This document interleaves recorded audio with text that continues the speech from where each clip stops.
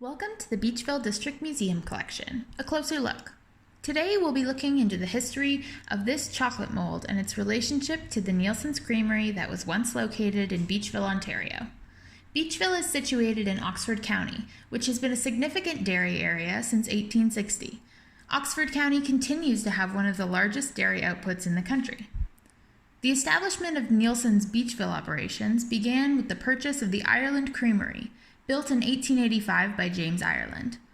Prior to the establishment of this business, dairy farmers had to wait months to get payments for products that had been shipped overseas, whereas Mr. Ireland sold all his products in nearby Toronto. This allowed farmers to receive funds for their dairy sales much faster.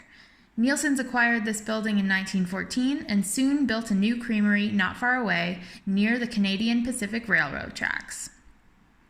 Throughout their 64 years in Beachville, Neilson's typically employed 20 to 25 local men to work each year. Their operations were significant, with over 100 patrons or milk suppliers selling to them on a regular basis.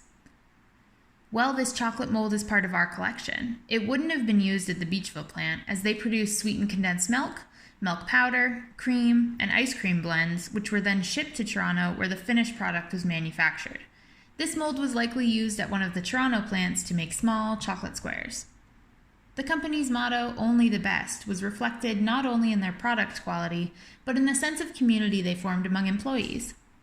With annual picnics, newsletters, and holiday parties, Neilson's was a family operation whose grassroots origins fed into their business model. In 1978, the Beachville plant, now 64 years old, was deemed a non-viable operation as the cost to replace its aging equipment was nearly $750,000, and they weren't taking in enough milk to operate at full capacity. They simply weren't turning out enough product to justify the cost of enhancing the factory.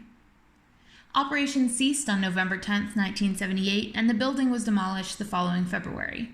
Though according to news reports at the time, after 1.5 hours battering with a wrecking ball, the chimney at the Neilson's Co. plant in Beachville still didn't collapse.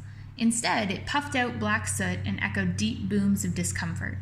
Eventually, though, it succumbed to the ball's relentless pressure and was reduced to a heap of rubble. While the plant may be gone, this artifact, along with numerous others in our collection, serves as a reminder of the value of Neilson's industry in Beachville, as well as the important role that local dairy farmers and factory employees played in the establishment of Neilson's as not only a top Canadian brand, but an international one.